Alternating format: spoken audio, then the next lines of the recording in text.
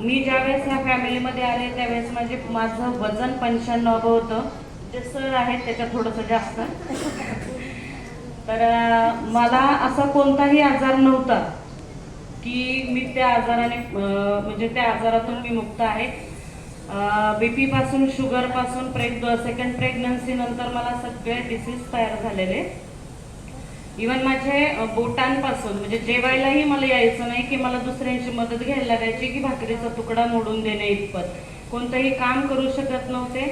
स्वतःची कामं तर बाजूला, पण दुसऱ्यांची कामं तर बाजूला, स्वतःची कामं पण करू शकत नव्हते. माझी तहानी मुलगी 6-7 महिन्यांची, मी तिलाही घेऊ शकत नव्हते. इथपर्यंत माझी हेल्थ जी म्हणतात की खालावलेली होती. माझा मित्र म्हणजे म्हणतात ना की तुम्ही रक्तापेक्षा मानलेली जी लोक असतात त्यांच्यावर एक विश्वास ठेवा. त्या विश्वासातून जर काय होतं तर हे होतं, आरोग्य मिळतं तुम्हाला चांगल्या सवयी लागतात. असं नाही की तुम्ही सगळेजण वाईट सवयींशी बांधिलात, मीही नव्हते.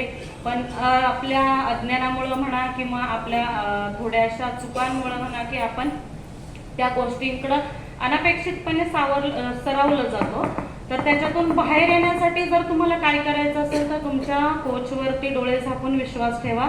ते तुम्हाला काहीच वाईट सांगणार नाही. थोडेसे तिखट शब्दामध्ये बोलतील पण ते तुमच्यासाठी बोलतील.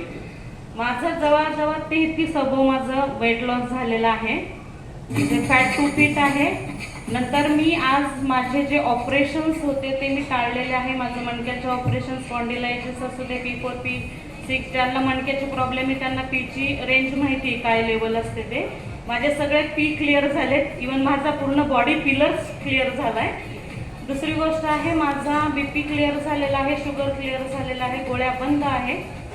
थायरॉइडची 200 mg ची गोळी आता मी 100 mg वर आणलेली आहे. हे सगळ्या गोष्टी मी 10, 15 ते 14 वर्षांपासून ज्या मी गोष्टी घेऊन फिरत होते ती मी आता वर्षभरामध्ये त्या क्लिअर करत चाललेल्या आहे.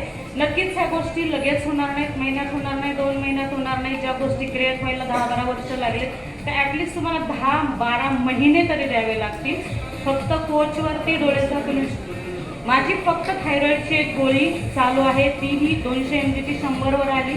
अर्धा 50% क्लिअर झालाय. पुढेही मी जोपर्यंत ह्या जीवात जीव आहे तोपर्यंत, हर्बालाईफ आहे तोपर्यंत नक्कीच मी ऑल क्लिअर होणार.